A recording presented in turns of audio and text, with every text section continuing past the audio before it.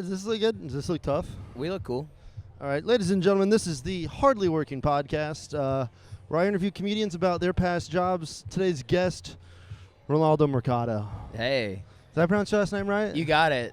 It's deceptively a very easy last name to pronounce. Nobody remembers. Dude, I want to just roll the R with it. That's my problem. Do you remember the time when you brought me up at your show and you brought me up as Ronaldo Mercado? Yeah, see, I'm doing too much there. Do you know? Do you remember that? Do you know All right, Mercutio? so let's cut this episode already. Let's just. All right, note to self: edit the first 30 seconds out. Did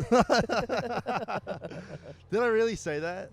Yeah. Damn, dude, I was just really throwing on extra fucking vowels in there.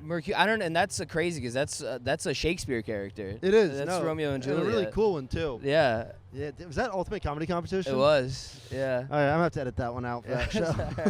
It was fun. Damn it. That was cool. All right, man. Well, how you doing, man? Good.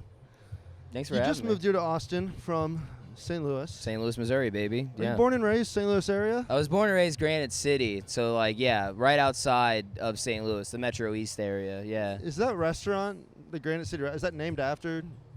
Never. No, I don't know. There's a restaurant called Granite City. It's like a regional chain, Granite City. I'm pretty sure that's what it's Oh, called. yeah, it's like a brewery or something. I know there's like a brewery called that, but no, that's not there. The only thing that comes out of Granite City, Illinois, is like steel. Like we're the biggest steel manufacturer, and then just like people who have COPD problems from living too close to the steel manufacturing plant. That's so cool. That's about it. You ever work in steel manufacturing? No, dude. No, it's that. It's just like a lot of juggalos on Percocets is what we get. God, the American dream, isn't it? What did you do growing up? You ever do anything blue collar related? No, dude. I feel like I didn't really get like a really blue collar job until I moved here. My first job was What's your first job? My first job was an unpaid. The most important adjective: unpaid. Unpaid. What do you call that? Not an apprenticeship. By the but way, like, I don't know if this internship. I think they call it slave labor. Oh, yeah.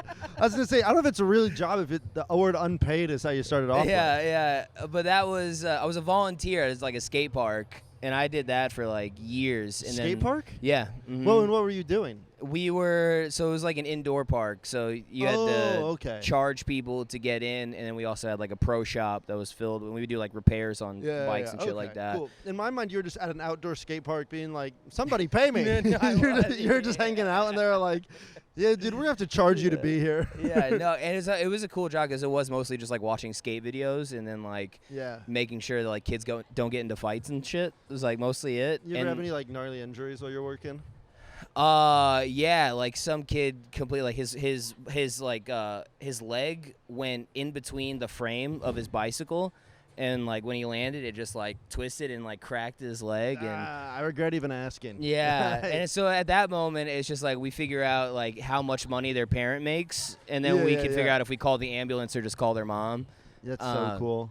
But by the way, I love that protocol. You're like, yeah, dude, actually, we don't have insurance at this venue. Yeah, no, dude. So that was and then like they bumped me up to eventually like I was the person that was like still unpaid. No, they started paying me. Whoa. Minimum wage. I think I got paid like $8.25 was starting out is what it was. $7.25 is national minimum wage. In Iowa, it's $7.25. Still.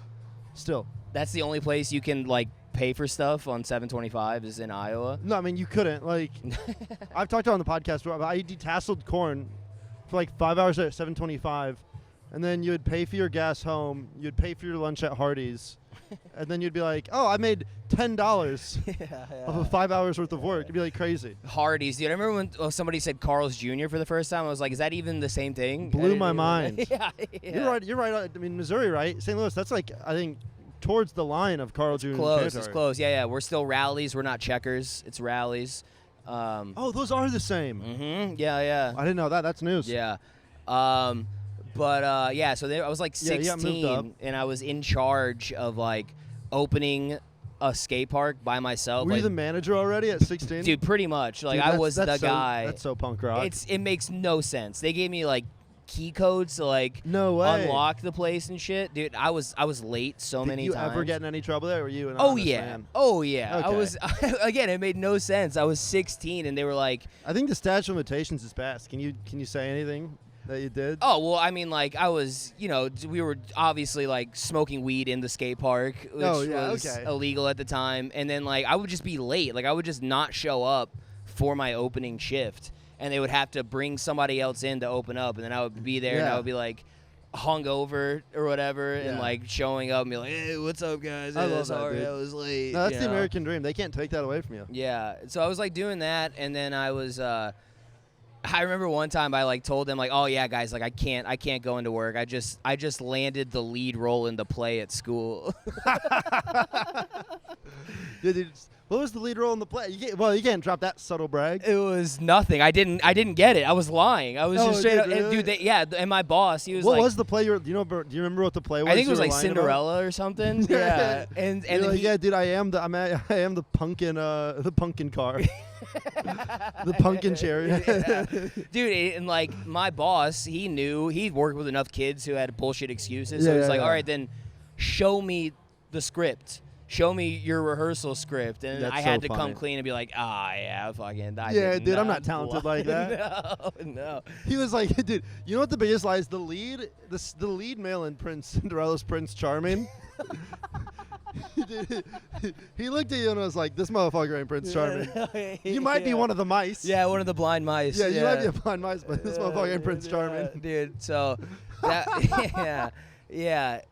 that was a cool job. Because like I said, it was just a lot of like just hanging out mostly, and that's how I learned everything about like skate videos. And like the guy that was like when I was a volunteer, he was the one that taught me all about like hardcore music and stuff like that. That's and nice. So I got into all that from there. But Are you a pretty good skater? No, I'm bad. No, I'm really bad. I was mostly BMX, and I was a scooter rider for a little bit too. Oh God! Yeah. Wow, you didn't need to out yourself like that. I have to. Damn. Yeah. The ongoing joke I remember is like, oh hey man, what's the hardest part about being a scooter rider? And I'd be like, what? And they're like telling your parents that you're gay. And I was like, oh. Never not old. No. Never not old. Classic. BMX is fun. Have you ever done a pump track on BMX? Oh yeah. Where you just go in a circle, just oh dude, I did BMX for a summer. I was an extreme sports camp counselor. No way. And really? I did BMX. I would literally on my breaks, I just go to the track. I did like I think 80 some laps one time, just pumping, not pedaling once. So yeah, were you like racing BMX or like freestyle skate park We did stuff? both, but it was like I mainly did just like it was BMX, mountain biking, skateboarding, ziplining, whitewater rafting. Holy shit! I didn't know you were so extreme. Oh, rock. We had the world's largest outdoor rock climbing facility. You have way too many khaki pants for a guy who used to be extreme. Yeah, I mean, I don't know. I was the least extreme person there. But I would just go and just fucking do the pump track for hours. I was like autistic about it. But it was like such a good core workout, you know? Yeah. Dude, you get the grip hands where like it hurts to open your hands afterwards and shit? Dude. Yeah. I would have been a fingering machine. I mean, because they shake a little and they do that. On the chair, I don't know if you noticed that. Yeah, so I was doing that. I did that for a while, and then I ended up getting a job at a place called Ravenelli's Restaurant. It was like, wow, what a downgrade. I know. It was a dishwasher. Yeah. Started off as a dishwasher. Was the pay better at least? No, I think it was because it was in Illinois, so it was worse. Like it was like it was taxed. Yeah, so they were. I think it was like $7.75 or $7.50 in you have to pay Illinois. For the Chicago homeless people. Yeah. Dude, I love whenever people are like, it's like, no, dude, you're making minimum wage. You're not. I remember thinking of that, dude, because I grew up in Southern Illinois, so I was like, yeah, it's just all they were turning into a Republican, and I didn't even know it. I love it. It was just like, yeah, it's all these people in Chicago that are ruining it for the rest of us in the state. You probably weren't earning enough to get taxed. I'm sure you filed every year and got money back. Yeah, I think so. I'm not good at taxes. I don't know. I had to owe this year, and I was like, yeah, that's not nearly as cool as before. No. When you guys gave me money. Oh my God, dude. Yeah, this year was like the first time I like made some money on comedy. And then I was like, dude, this is great. I'm like a professional comic. I'm working. And then the tax forms came, and I was like, no, this is a fucking scam. Don't follow your dreams. Way less cool. Way less cool. I got to stop doing clubs in Illinois. Just kidding. Book me anywhere. You're doing Peoria. You're doing the jukebox. I am. Let's sometime. go. Well, I don't know. No date's official yet. No, he's going to be there. But he's going to get a residency at the jukebox. I'm probably going to do their whole year. They're going to go, Matt, you're pumping out new material left and right. I'm like Godfrey. I'm doing a new set every time for a whole year. It's just like, how is he doing it? Yeah, you're going to be the next hero of Peoria. You and Richard Pryor. Yeah, dude, the big two. Another black king entering that town. But yeah, so the dishwashing job at the Ravenelli's was cool. Dishwashing is one of those jobs. My little brother's a dishwasher. Did you at least have like good coworkers? Oh yeah. Those were like we got to fuck around in the back. Like we could have fun. Oh yeah. That was the first time that I was like as a teenager going over to like a 30-plus-year-old man's house to like smoke weed with him and his wife. Dude. You know what I mean? Weird, isn't it? So weird because I was like looking around at all his like child's toys around in the living room, and I was like, we got to go smoke outside, right? And he's like, no, we can just smoke in here. It'll be fine. The kid's sleeping. It's like, I don't know. I don't know. That kid was probably getting some kind of developmental issues or something. A little geeked out. Yeah. But I thought the guy was so cool because he would play guitar for us, and I'm like, dude, you're a cool guy. But isn't that so weird in hindsight? It is. I hope that like when I'm 30, I'm not like trying to get kids into weed, you know? Yeah, I think about that now. Like, I learned how to shotgun a beer from the camp commissioner at that camp that I worked at, and that makes it so much lamer. Yeah. That it was like a camp commissioner was like, dude, this is how you shotgun a beer. Yeah. And I was like, you're my boss, dude. Yeah. I was like, you're too into this, man. But it was an extreme camp, so he was cool. He was teaching you how to extremely cool. drink beer. Dude, this is a story. I don't really care. I think everyone in this story, by the way, is married now. Nice. Makes it so much funnier. There was this girl at the camp who was like interested in me, and she kept being like, hey, we got to coordinate our nights on. We got to go out just one-on-one, you know? And I was like, still a virgin at that time. I was, once again, the least extreme part of the camp was me as a person. And then, like, I guess she was also, like, hitting on my boss, too. And then her and I were, like, ready to go. And he switched, like, a few hours before he switched our nights off so he could have a night off with her. And then him and her ended up hooking up that night. No way. And I was like, oh, dude, yeah, you took my date. Yeah. You felt truly betrayed. I was like, yeah, dude, you're the best boss ever. How old were you? I was 18 and 19. Okay. But it was like, yeah, dude, he was pretty cool. He was like 8 years older than me, taking my girl, and I was like, damn, dude, can I at least get a raise? Dude, you meet somebody weird. Like, there's a guy that was at the skate park. He's an X Games gold medalist. He's an X Games BMX gold medalist. In St. Louis? Yeah. God. Yeah, and we were. It was like one night we were like out in the parking lot or whatever, and he was bringing beers like from his car that he was in, and we're like, oh, what are you drinking? And then he took a 2 liter of Mountain Dew and then had like a 32-ounce 7-Eleven cup and then mixed Mountain Dew and Stag together. In beer? Yeah, it was Mountain Dew and Stag mixed together in a fucking 32-ounce cup, and we're like, wow, this guy's a winner. Like, he won. To mix Mountain Dew with beer is wild. Dude, he's not only was he like a gold winner, like he invented a trick. Like he had done a never before done trick on a bike to get his gold medal, and we're like, wow, that's what it takes for innovation. Is Mountain Dew and Stag together. Is it like, because that's washed up behavior, but maybe that's just like, I don't know, maybe culturally things have shifted so much in 15 years. Right. Where like 10 years. That was so like now like athletes they pay millions of dollars to have like people like a workout regimen and like a nutritionist and stuff like that. Yeah. But then you hear stories about like old baseball guys, and they're like, yeah, they were smoking cigars and that's the X Games now. Drinking yeah. It's so no funny. one's extreme anymore. I mean, that's gonna be pickleball soon too. I have a friend who like, whatever, his family has money. They're really cool. They've been nice to me, but they just purchased the entirety of the professional pickleball league. Whoa. Yeah, dude, and which is stupid money, and I'm just like, man, you got to really pray that game stays relevant, right? I mean, because it could be like it's having a moment. Oh yeah, but you got to pray it's not like a fad, because the upside of that is like, you own the next NFL or like the next XFL. I don't know. Yeah, that's the difference. Yeah, it could either be the NFL or it could last for one season that's good, and then nobody gives a fuck anymore. I mean, you got to really pray ESPN2 is looking for something besides cornhole. That's going on the Ocho, dude. That's ESPN 8. You got to be praying that it takes off. They're probably the only people that actually want black people to get into pickleball. Right. What's that guy's next move? Purchasing the disc golf league and like turning that into. We're gonna start. That's legit. That's already made, dude. Yeah. But if they I have start friends from my high school that like unironically watch professional disc golf. But if they start drug testing, the whole league is gone. For disc golf? Yeah. Are they doping? Dude, they're all doping. Dude, what do you know about disc golf that I don't know? No, but it's like actual dope though. Like they're all smoking weed the whole time. Yeah. No, they're really doping. Yeah. No, they're on shrooms the entire 9 holes or 18 holes. Yeah. That's funny, man. So you got good jobs. Do you have any like crazy coworkers from either skate park or dishwashing? Because I feel like that's where you meet those characters. We had a guy named B-Wall. Dude, they always got the best nicknames. The shittier job, the better the nicknames. Yeah. And B-Wall was, I don't even know what his real, I never found out what his real name was, but B-Wall would dishwash with us, and he was at least 60. He had to be 60 but look 75. God, the best. And he had, I don't know, like 12 teeth or whatever, and he'd be like, yeah, AC/DC, man, because we would have our jukebox, not a jukebox, how old am I? Speaker. Yeah, we'd have a speaker in the back. MP3 player. We would play our music through there, and we were playing like a bunch of like Warped Tour music or whatever, and he goes, man, this ain't real rock and roll. You got to be listening to AC/DC. But B-Wall would get off work and then just drive around in his truck around our small town, and he would just find the other people that he worked with and like try to find them out on the street and like go and like harass them and be like, hey, what are you guys doing, man? Dude, what a life. Yeah, he found us, like we were like all riding our bikes on like some street spot, and he came up and he goes, what's up, man? We're like, B-Wall, what you listening to? And he goes, AC/DC, man. Do you think he's happy? Yes. We're at the Creek in the Cave. Every episode of this podcast is recorded someplace different.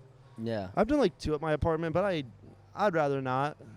Yeah. I'm a single. I don't really have decorations. It's kind of blank. Yeah, it's called hardly working. I don't have a job, so I'm about to not have an apartment anyways. So cool. You said you had a blue-collar job when you moved here. What was that? Not to skip it too much. Well, I guess before I had somewhat. It was kind of a blue-collar job, but it wasn't. So I was a custodian. All right. Mm-hmm. I was a master of the custodial you get arts. Fired? No. What'd you do to the kids? What'd you do to them? It was sick. It was at a concert venue. It was, whoa, which one? The Pageant in St. Louis. Yeah. Oh, I thought it was here in Austin. No. This is before I moved here. So that was like the closest I got to blue collar before I moved here was in St. Louis. There's a place called the Pageant. I worked there for 7 years. And damn, that's not bad. Yeah, dude, they hired me. Because they're like technically a bar, so they couldn't hire people under 21. But I was 19. And I was the only person that they had ever like hired that was underage that they let work at the place, and because we worked in the morning, so we would like clean up after bands the next morning and after shows. You know, ever clean up for a cool band? Guar.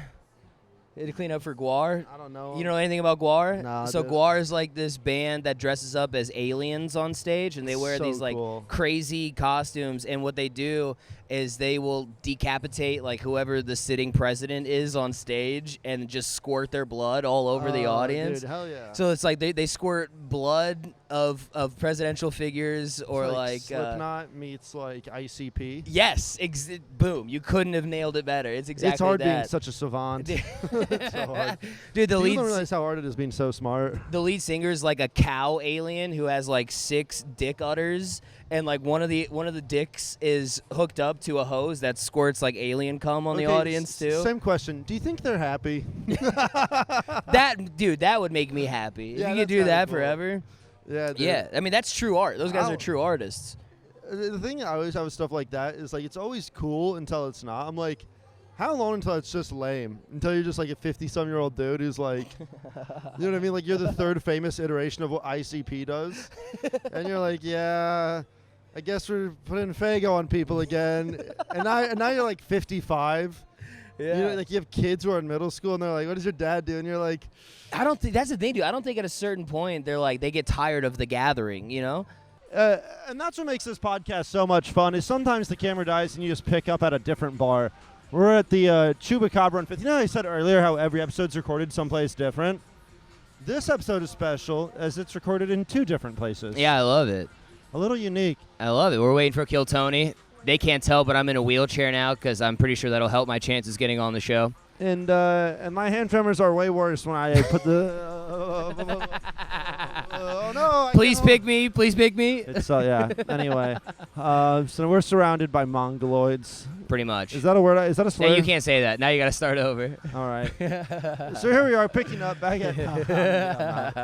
I don't care. It was fun. Dude, I was out there. I was drinking a beer on the street, and then a guy was like, dude, you can't drink out here. The cops will say something to you. And I'm like, there's literally a naked lady 1 block over who is screaming with a diaper on. Oh, no. In Austin, you can legally be shirtless. Women can be shirtless in Austin. That's progress. No, I didn't know that. Austin's one of the few cities where women can be legally shirtless. And I can't drink a fucking Coors Light dude. on the street. No. Well, it's cool if you ever go to like the public pools or like the river. Like you'll see shirtless women there. Like not all the time, but like on Sundays. Yeah, that's what I heard about Barton Springs. Yeah. That's what I heard about that. They have Hippie Hollow too. You know that? There's like an actual nude beach here. That like I've it's heard just of it. full I've never on been. nudist. Yeah. Dude, you want to go sometime? Yeah, I've been wanting to see some dude dicks, some old man penis. I'll tell you what, I'm a grower. I'm not gonna represent well. Dude, that's so fun to show up to a nude beach just on full hard, and you're like, what? What? I thought this was okay Oh here. yeah. Oh, sorry if I have some length to me. I've been joking all month for this. Yeah. So what were we talking? We were about Guar, the band. Oh yeah, we were talking. So like Guar was they're like pretty crazy. That's like out in the venue. That's like a big cleanup because there's all the juice, the blood, and the cum all over the place. You got to clean up.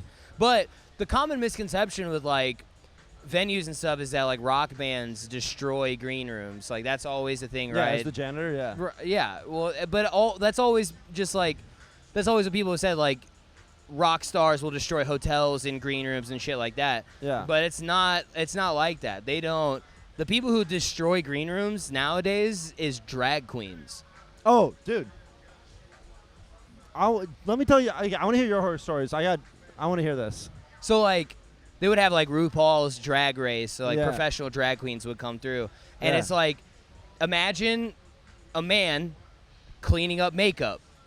He just does it. Like that's what it is, dude. That's so fucked. I'm flipping that. There's like glitter everywhere. It looks like a glitter bomb went off, and you can't get rid of the glitter. And then it's just like we use white towels, and so it's just like looks like a clown took a white towel and just went like that to get their makeup off. So yeah, they would destroy the place. They'd leave like weird goat cheese with blueberries, and their riders. Because their riders are crazy, ridiculous, dude. Yeah. Yeah, dude. Well, there used to be a comedy club in Iowa City. I think it just closed down, called the Joystick, and it was one of the. And I love the club. They let me headline. Obviously, Joystick also sounds like the name of a drag queen. Well, just wait, just wait, dude. You're jumping the gun here. Scoot in. Get in here. Am I out of shot? Yeah, you're a little out of shot. I'm gonna lean in. Okay. Dude, so Joystick was wild because it was like an anime bar, an arcade, a karaoke bar, and comedy club all in one. That's too many things. And it was just one guy who like I loved to death, who was in charge of like theming this bar, and the owner like he owned like 6 other bars now. He's like, do whatever you want, and he kind of just like artistically was like, it's gonna be the Pokemon bar, it's gonna be the arcade bar, it's gonna be comedy, and it was like, all right, dude. And so it was kind of just like this weird hell where like you'd be doing shows, and people would come downstairs being like, I'm here for karaoke, just like yelling at you, being like, I want to sing Taylor Swift. And the thing is like, I would get mad at them, but like, most Saturdays, that's what they're doing here. Right. Like, I'm the weird one out. Like, I shouldn't be here. But early on when it opened up, the money was like wicked good. That's on crazy. Weekend. You're the comic and you're disrespecting their place. Like you're disrespecting their artist space. Well, no, because it was like karaoke people take it seriously. So it's do. like Well, so it was a college karaoke bar, so not at all. But they were drunk sorority sluts. And let's go. But it's like, oh no, I understand. This is what this bar also is. Yeah. You know what I mean? It's like you walked into a bar, you're like, this is my karaoke bar. And for whatever reason, on primetime Saturday night at 9:30 or 10 o'clock, I'm doing stand-up. And you're like, no, this is a karaoke bar. And here's the thing, you're technically right. And then there's also an arcade. So people would be like, why the fuck is air hockey unplugged right now? Or like, why can't I play pinball? And it's like, well, because I have to do a set and I really don't want it on. Yeah. And so people are like yelling. They're like, dude, what the fuck? I came here to play arcade games. And they're like mad at you during your set because you asked them to turn it off. Right. It was such a nightmare venue, but I had done it so many times because the money was like so good. Did you ever do like comic book stores or anything? No, but doesn't that sound like a much better time? But also like. Also, by the way, there's more to my story, but I want to hear this. But I'm just saying, comic book fans aren't fans of comedy. So like we would do. Oh no. We would do like comedy shows, and then like somebody would come in trying to buy a comic book, and they're like they didn't like it, they didn't respect it. You know what I mean? That's crazy. Yeah, I get that too. Where they're like annoyed that you're like in front of Action Comics. It got weird because Matt wasn't paying attention because there was a guy who was trying to get money from us. Yeah, we didn't acknowledge him. We chose to just ignore him. Yeah, we're surrounded by homeless people. There's like literally like 3 of them. That's what happens when we're doing it on the street. Behind us. He's literally just behind us, moseying around. He doesn't even know that we're talking about the guy him. at the end of the bar, also homeless. He was yelling at me earlier. Really? The guy at the end of the patio right there, yeah, white T-shirt. He was whistling and like yelling like nonsense at me earlier. He looks like he's got it together though. No, but like wait until you hear him talk. Oh, okay. Like the second you hear him talk, you're like, what? You think he's like at the beginning of the timeline of like homelessness? No, I think he's like still going to the shelter to get stuff every day. Yeah. Oh, that's way sadder than the guy that we just ignored. Yeah, dude, no, it's way, yeah. There's people in adult diapers walking around right now. Oh, don't worry. I put the camera facing towards the wall for a reason. That's actually, yeah. I think it would have been fun if we would have just got them walking behind us. No, I did this on purpose. That's funny, though, because it would have been like, hey, man, you ever had a crazy job? No, we know you didn't. No, we know you didn't. No. Nah, dude, no, it's okay. But I want to listen to your dealer tell stories. All right, so here's the thing, though. On top of that, so the bar was a karaoke, anime, arcade, comedy club. On top of that, it was connected to the back of. It's just a breeding ground for virgins. Oh, dude! But on the back of it, was the only drag club in Cedar Rapids, Iowa City. So it was also a drag club in the back. Wow! And it was like a big drag. It was like the only one within like probably like 150-mile radius. And so it was this drag club, and it was like 3 hours from Chicago. So it was good for comedians, but also good for drag queens. Right. So I guess they would overpay drag queens to come because it was a college town. Like, drag queens would make so much money there because it was, like, the only, drag bar in a college town. Apparently, it was just, like, wicked good money for them. But, so it was, it was the back. So there was a green room next to the stage, but the green room was, no, not for the comedians. The green room that was right next to the stage was for the drag queens. Yeah. So you'd have, like, queens going in and out all throughout the night. Just like men would walk down with like the craziest bags of just like wigs and shit. Yeah. And then they'd come out like, full queen. And here's the thing, it was like literally like right to the stage. So like as it come, like it would like interrupt your set because it would almost have to walk on the stage to leave their green room. Yeah.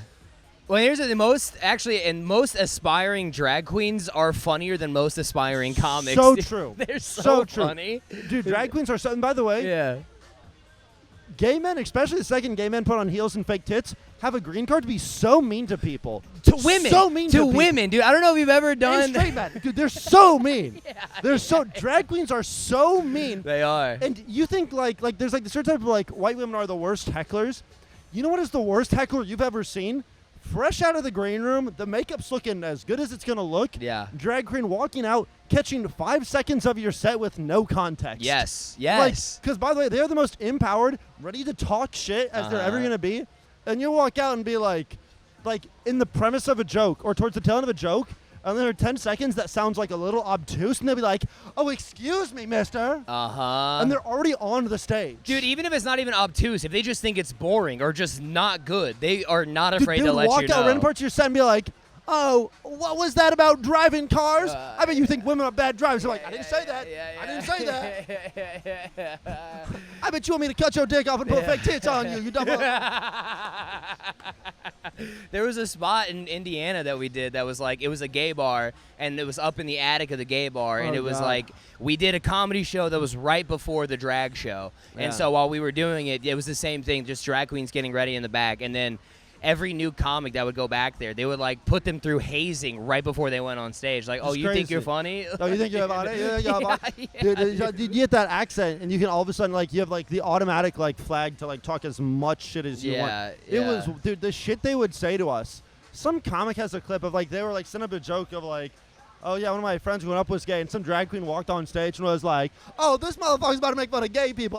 You think that's what you're gonna do? Yeah. You think and he was like, nope, that's not at all where the joke was going. Not even close. Like, if you don't write jokes, you don't realize a lot of jokes, the setup is designed to be provocative, to get people to listen and dial in.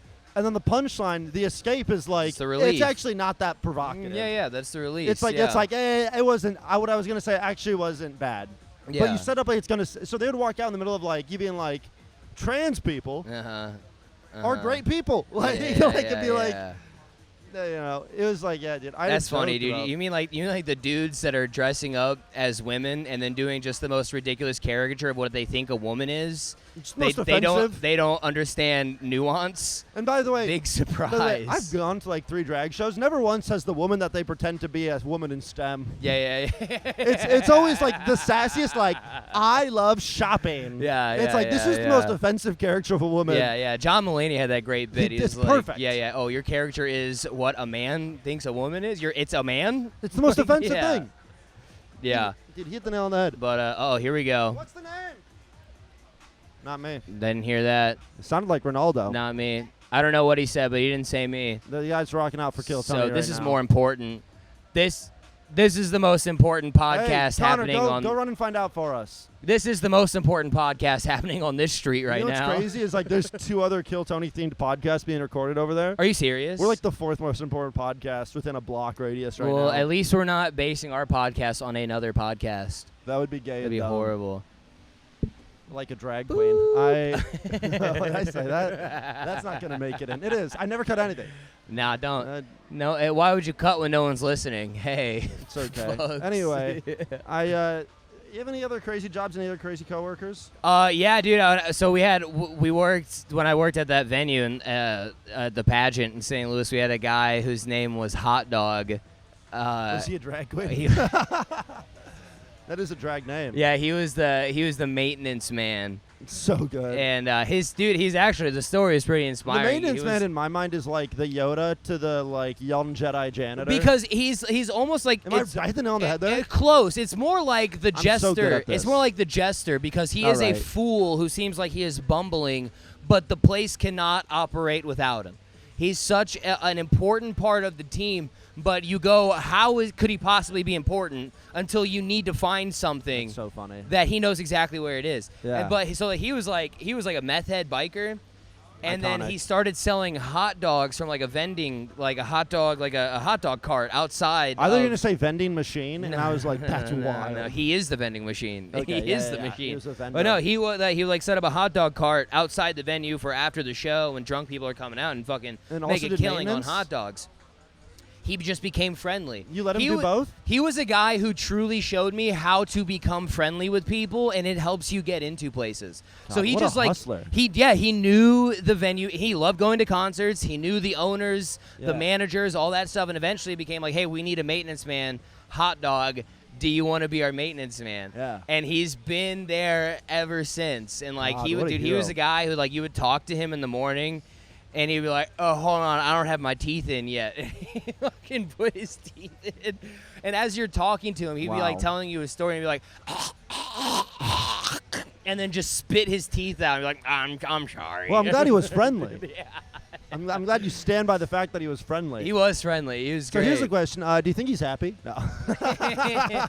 Yeah. By the way, picking up that callback after taking an hour-long break from the podcast and getting a little wasted is so great. That's good. That's good podcasting, People don't folks. expect that. I'm a quality host, guys. That's why they tune into this one, buddy. Yeah, dude. This is going to be one for the ages. Yeah. Be one for the ages. If No, this gets 50 views, I'll be the happiest man alive. We had another guy. He was like basically my manager, and he was old school hippie, and then hippie turned prepper, like doomsday prepper. So Really? yeah, I he love drove this. around in like a utility vehicle with the crazy antennas. So it's like he had like ham radio in his car and shit. Dude, And I got like that in Iowa, yeah. Really, yeah. But he was Just a ham also radio guy. Not a doomsday prepper, just like a ham radio enthusiast. in his car. Yes. Yeah, those antennas are nuts. Yeah. They're huge. But so yeah, he was like that. But then before then, he was like he was a rainbow gathering guy. So What's like he that? would like it would be these colonies, these like communities that would pop up in a place for like 2 weeks at a time. And these people would all just live there. You know, it was basically the idea of Burning Man without it becoming like a corporate thing.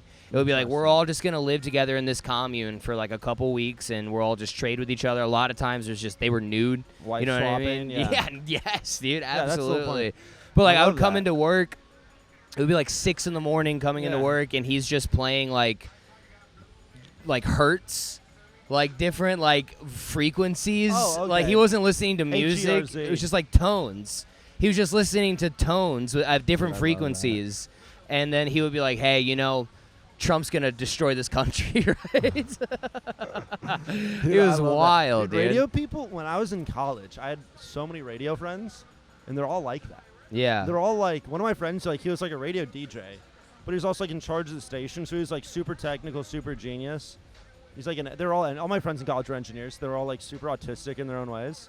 But his thing was, he was like a radio guy, and he'd listen to frequencies.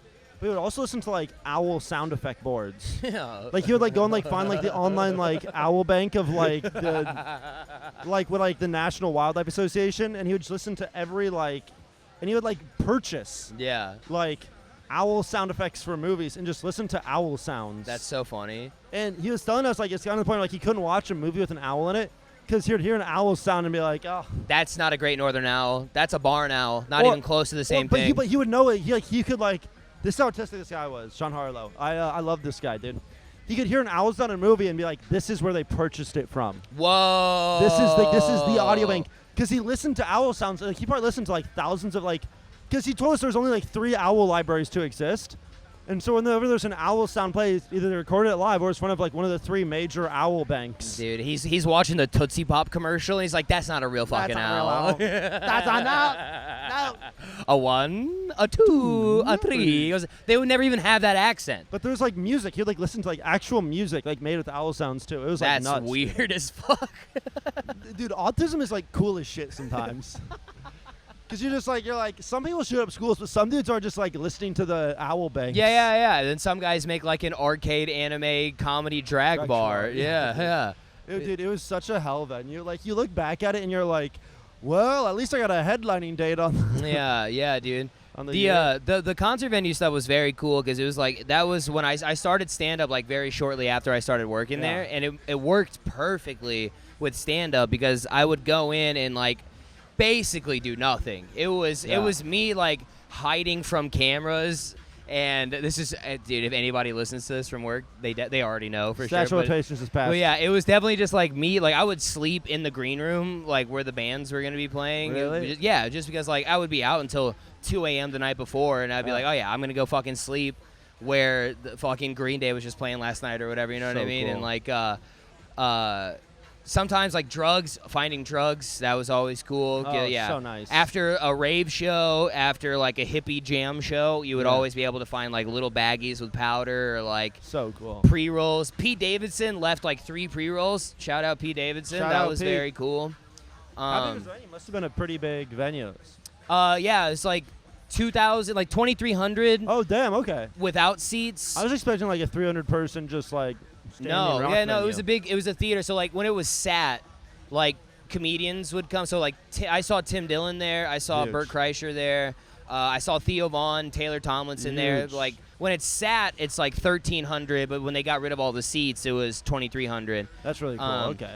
But yeah, dude, they like let me throw shows there. They did like the Theo Vaughn was on Friday and Taylor Tomlinson was on Saturday, and they had a bar that was in the front of the venue, and it had like a venue in the bar, and they're like, hey, we know you do comedy. Do you want to do a comedy show after these comedy shows? And I was just hungry, and I was just like, yeah, I'll do it. And I didn't even think sounds about like a bad idea, but who it's cares? such a bad idea because these people just watched an hour and a half, 2 hours of some of the best comedians in the world. Yeah. And then I had to be like, hey guys, fucking stick around. We're gonna have these local shitheads go up and try to do stand-up for you.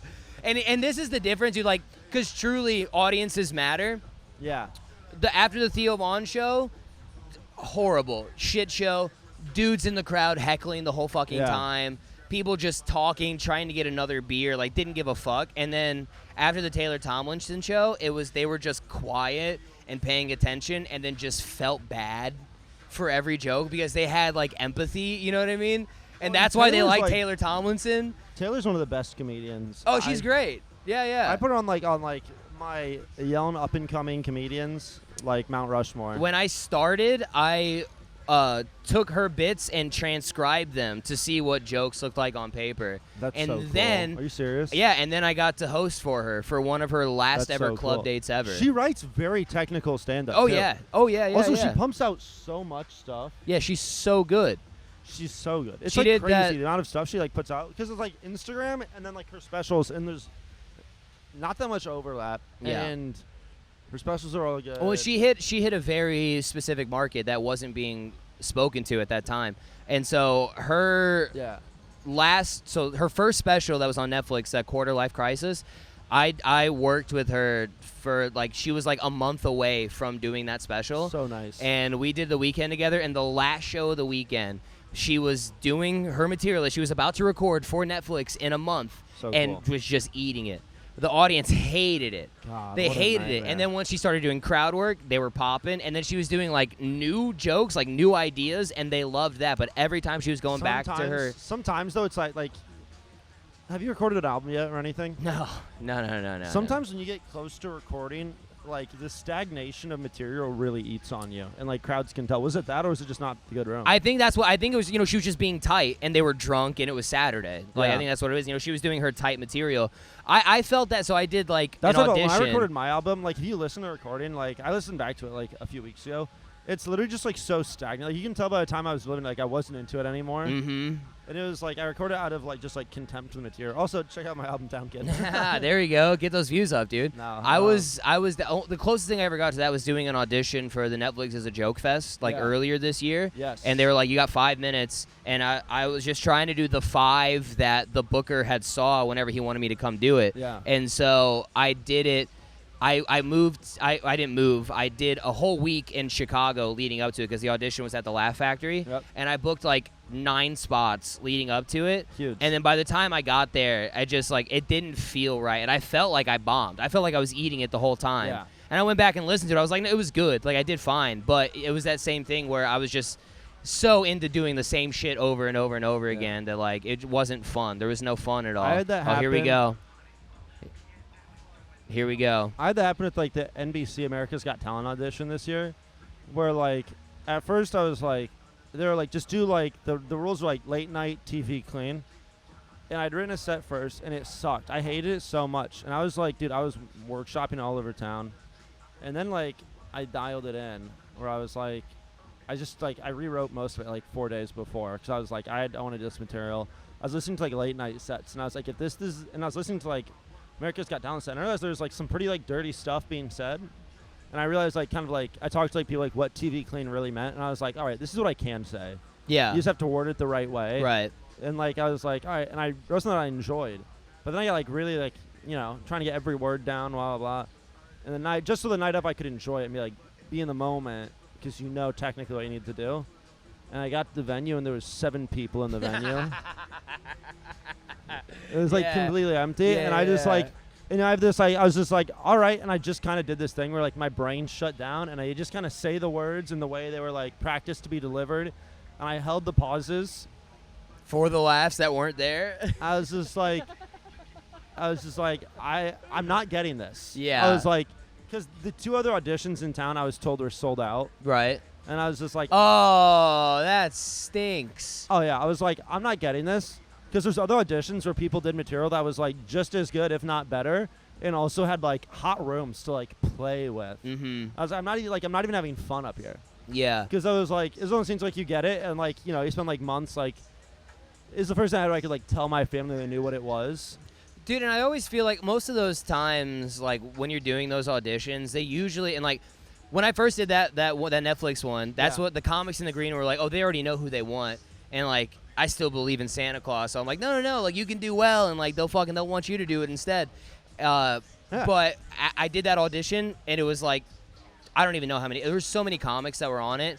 None of those people that were on that show ended up doing the festival. So it's like, I think that is true. Well, most of the that's time, Chicago they do know who they want. Yeah, Hold they on know one what second. demographics. Sorry, this is unprofessional. Do you want to wrap this up? Yeah, you want to? Yeah, let's wrap it up. All right. Hey, thanks for having me, man. Hey, plug your stuff, Ronaldo. Love you, Matt. Bye. Ronaldo Mercado, everybody.